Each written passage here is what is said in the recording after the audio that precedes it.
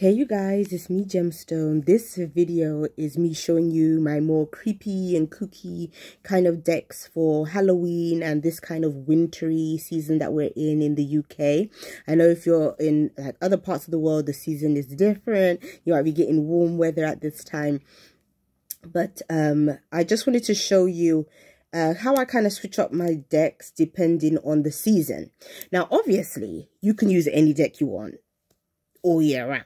It doesn't really matter, but sometimes it is nice to kind of have a certain collection of decks that you use at a certain time of the year just to get a feel of the season. So what I decided to do is I wanted to buy another deck, and I wanted it to be a Halloween deck. So I was going through all the different Halloween decks that's on Amazon and Etsy and all these other places, and I wanted it to be reasonably priced. I didn't want to spend a whole bunch of money, but this is one that from the time I saw it on the pre-order, I was like, I think I'm gonna like this one. I'm not a person that celebrates Halloween usually, so for that reason, I was really fussy with what kind of deck I wanted for Halloween, because I'm not a person that really does a lot of gore or blood and the creepiness. I don't I can do a little bit, but I can't do a whole bunch of it. So because of that, like, I'm really particular about the kind of imagery that I want to kind of see in the Halloween, deck. But this one is so funny.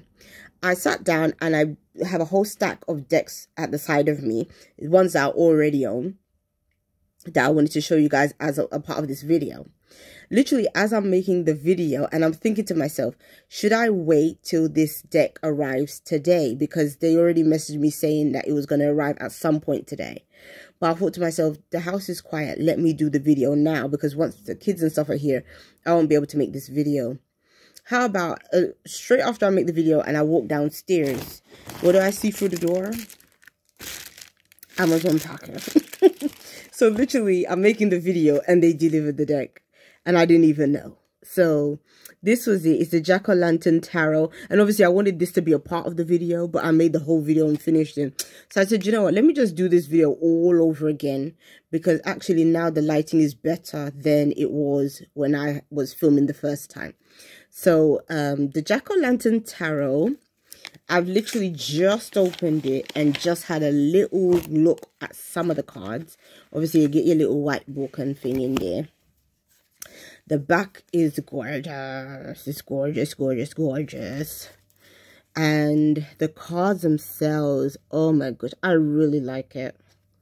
I like it a lot. I know for a fact that I'm going to be using this deck throughout winter.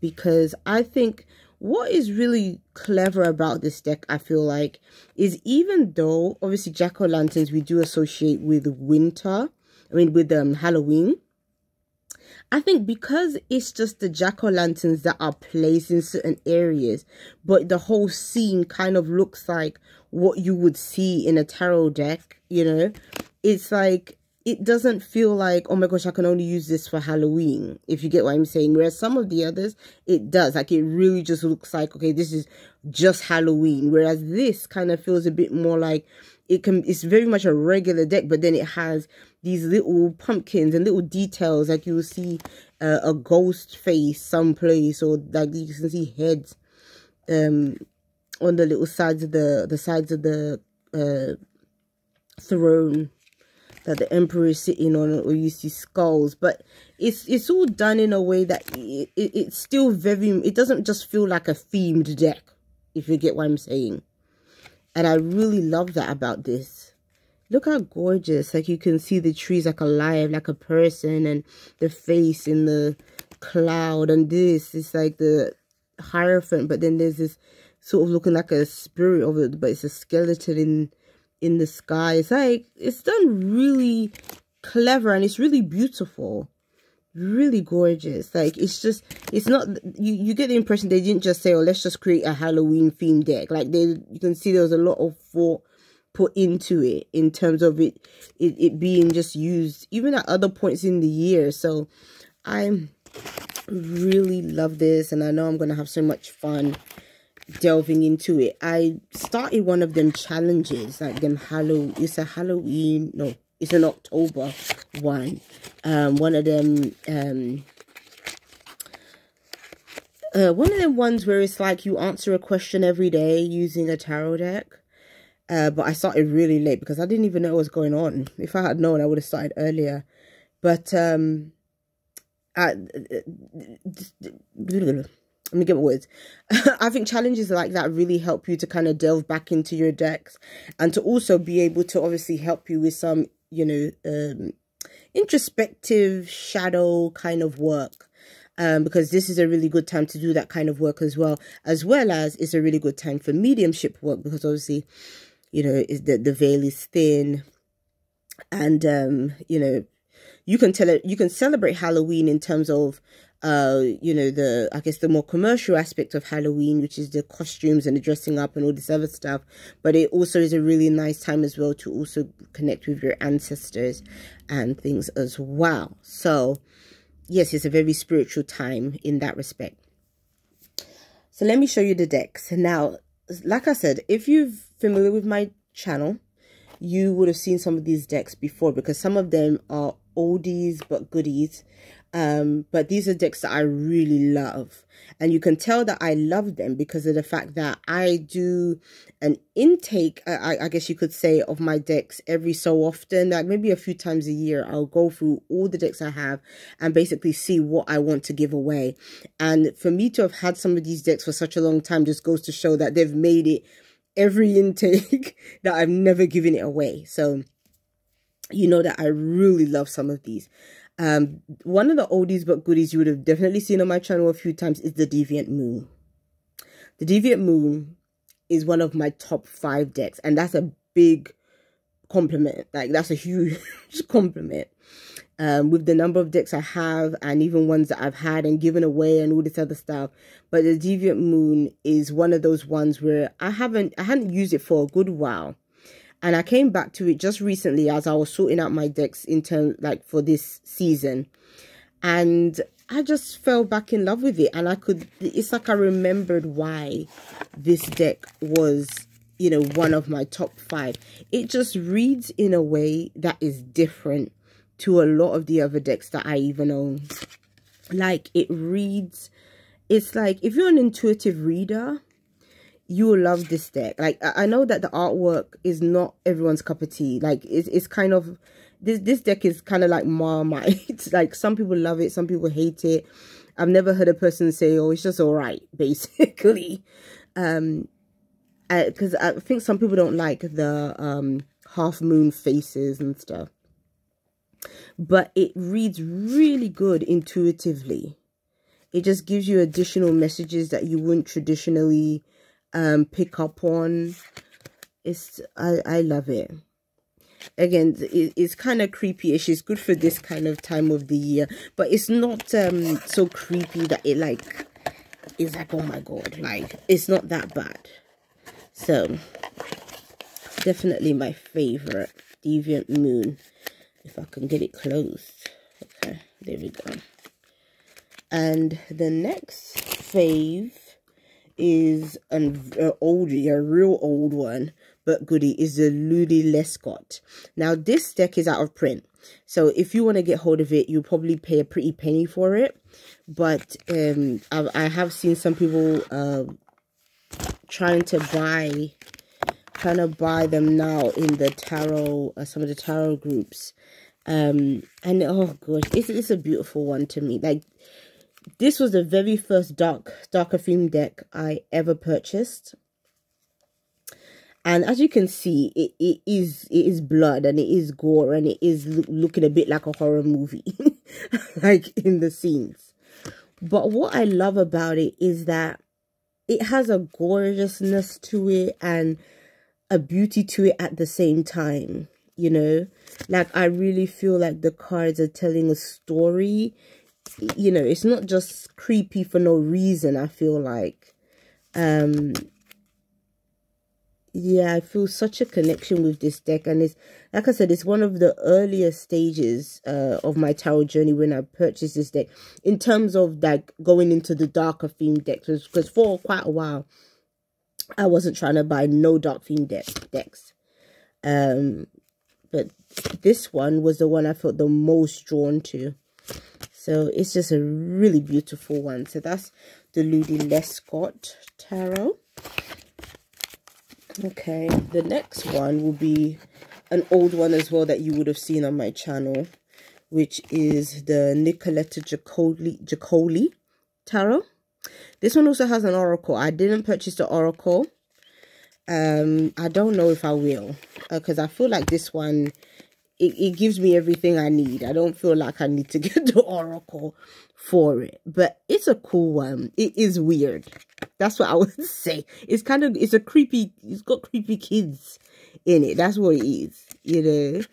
But it's not blood and gore, you know, but it does fit into this time of the year, you know. She looks a bit like Alice in Wonderland, and it's just so cute to me. It is kind of creepy-ish, but it's a cute kind of creepy, and it just feels like a dreamland, you know. It's a fun one. But the thing is with it as well, it's not one that was created like to turn into a tarot deck per se. Like, this was artwork that was already produced, that they kind of fit into each card to turn it into a tarot deck. So therefore, it's not really like your traditional either Rider-Waite kind of interpretations. It's more that they had to kind of make each piece of art fit into I guess the card meaning. So you do get a kind of different interpretation when you use it, but at the same time, I like that as well. I like decks that also do stray and do their own thing, you know, because it makes reading fun. Like, you know, sometimes you get so used to just you know, Rider-Waite interpretations and stuff. Sometimes you just need something new to kind of keep your intuition, you know, having fun with it, basically. So that is the Nicoletta jacoley tarot. The next one will be, let's see, what one? Let's go the creepy and kooky ones kind of first, maybe. This is an old one. You would have seen this one. The Beautiful Creatures. This is another creepy looking kids looking deck. You'll see some vampire-y looking images in the deck, but that's about as scary as it gets. But I think it's good for this time of the year because it does kind of fit the theme. I bought this deck literally as soon as it came out because I was that excited about it, because I just think it's so cute at the same time. I love this card. Star card is always my favorite in every deck, and it's just so pretty. Oh, we got a jack-o'-lantern there. So yeah, it really is a good one for this time of the year. It does have its own kind of interpretation, especially when it comes to the court cards. The court cards are really good if you are into astrology, because as you can see, it's got the jar of Aries. So if you incorporate astrology into your readings, you really like the court cards that is in this deck. The newer version comes with gilded edges. I use a felt tip on mine, so I made mine black. The gilded edges are purple in the version that you get now. Love this. So it's just again, it's one of them ones that it's always going to be a part of my collection as far as I'm concerned. It's always going to be one that at this time of the year I'm going to reach for. So and I also do have one of the oracle decks by Lucy Cavendish, who also is the artist for this. Oh no, not Lucy Cavendish. It is Jasmine Becker Griffith. Yes, Jasmine Becker Griffith. She's the artist for that one. Yeah, and this is one of her oracle decks with Lucy Cavendish. Lucy Cavendish did the book, and Jasmine did the artwork. So So this is the Shapeshifters Tarot. I don't have the other ones because at the time when I bought the Shapeshifters, because this is an old one too, I was a bit put off by the others. Again, because you know me, like I said, I'm not too much into into the darkness, especially when I was first into tarot. I will get them eventually because now you can get them actually really reasonably priced, the other decks. But this is one of my faves too. I've reached for this deck many times. It's a really lovely one. Really lovely one. So that's the Shapeshifters Oracle. Okay. All right. Let me try and organize these decks so I know which ones I've done. Okay, this one, the Gorgon Tarot. Basically, I'm showing you a lot of the ones you've already seen on my channel. Like, you've seen me read with these. I love this deck. I love it, love it, love it. This is one of the ones that I haven't used in a long time because, again, I've accumulated a lot of decks. But recently, when I started organizing them to get the winter ones out, winter decks, I started pulling cards from it and I just reconnected with it. It's just, obviously, it's like a circle. I love circle decks as well because they read differently. Because with circle decks, you can also incorporate the angle it shows up. Like whether it's halfway up, other way down, so clockwise, anti-clockwise, all that kind of thing. Can add to your messages. And this one isn't a scary one. But I think the black kind of makes it feel a bit fitting for this year. There are some cards that you can say they look a bit witchy. Like, look at that one of the Fool. So I think it works well for this sort of cold weather season. As you can see. So not all the cards I'm going to be showing you are like Halloween per se. Like this one, I just feel like it fits the theme well with the black. Because we're having longer dark days during this season. So it works well.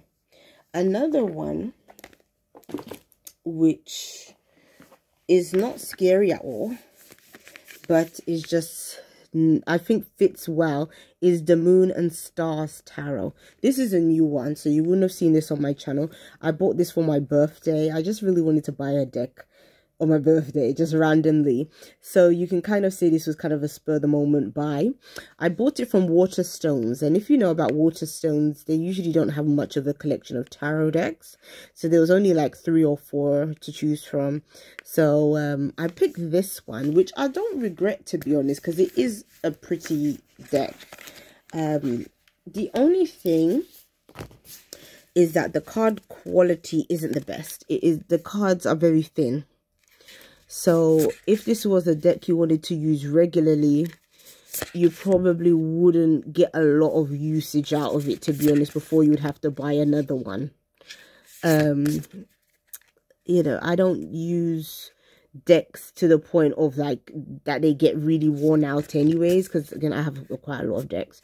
So it will be okay. I'll find it okay. But I just really love the artwork. I think it's really pretty. And obviously it's really nighttime because it's moon and stars. So again, so it kind of fits with the darker days.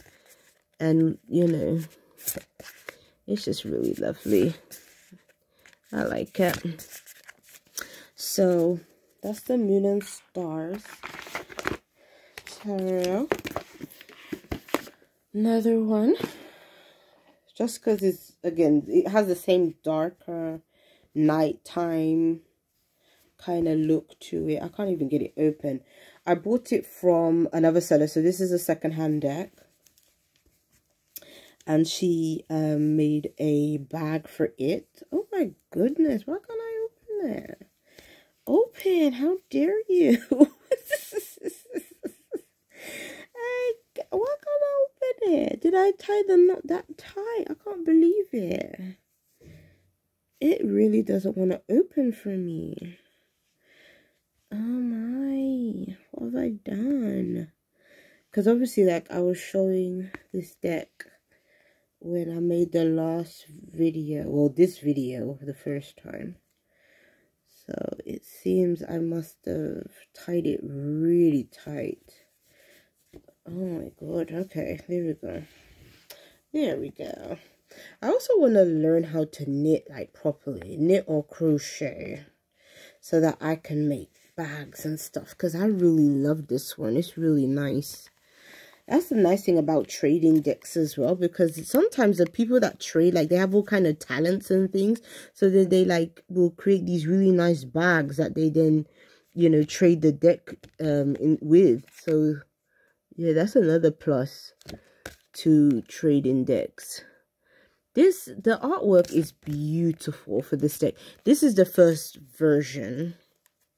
The second version, I don't think is as glossy as this one.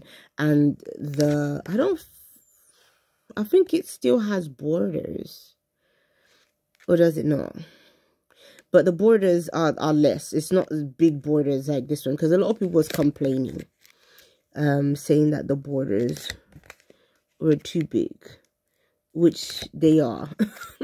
Because the artwork is so beautiful. It would have been lovely if they kept the cards this size, but just made the image larger. Because it's like, why would you want such beautiful artwork, but the image is small and then the borders are big? It just didn't really make sense. And to be honest, I said I was going to buy the other version, but I don't really think so. Because the other version to me doesn't look like the image itself is larger. Which to me is what should have been more the focus, I think, if they were going to make the deck again. I would have thought, you know, they would have kept this kind of size and just made the image really big. But it kind of looks like the image is still a bit small, like this size, you know. But again, I think this is a lot. I mean, obviously, this is a deck you could use all year round. It wouldn't matter. But I do think it fits quite nicely as well. So, for this season. So, lovely. Okay. Let's put that back in the bag. I'm not going to tie it as tight this time. So I can actually open the bag the next time I want to use it. What's the next one going to be? I think the next one will be one that I've shown you in the last video I made with the Black Creators, my Black Creators collection of tarot, is the Hoodoo Tarot. I think the Hoodoo Tarot works for this time of the year because it kind of does have a creepy-ish feel to it in terms of the cards. Now, I don't really know if it was the intention of the artist to make the cards creepy. But to me, they just kind of do. Like, even this, it kind of gives like this kind of haunted house kind of feel. And the little girl, you know, like this one. This one is more like, they obviously wanted it to look aged. So that's why I was saying, I don't really think that the goal was to make the cards creepy. I think it was more to kind of make the cards look like from the past, like old, like, you know, obviously this is to do with the Hoodoo tradition, and the people that they are referring to are obviously people that were alive a long time ago. So I think that that's kind of the feel they were trying to go for with it. But like, if you look at this one, I'm saying. So it is a cool deck though. I think I'll use it today because I have to do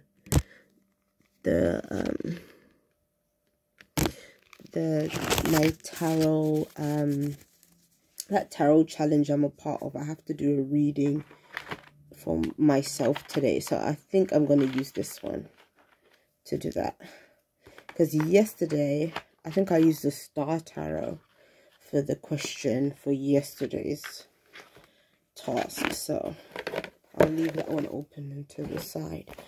So another one I decided to add in is the Hush Tarot. Again, this is a deck you could use at any time of the year, but I chose to put this one in this group of decks because it has a lot of like crows, and it is one of them decks where if you kind of look at the imagery, it is a kind of creepy-ish in terms of like again, like you have random eyes, like the sun and the moon has like a random eye. And then there's one card as well where it's like a hand coming out of the ground. So some of them are quite innocent looking cards, but look at this one, like the bird is here. So, and then there's an eye, like this person, oh, then there's the hand. So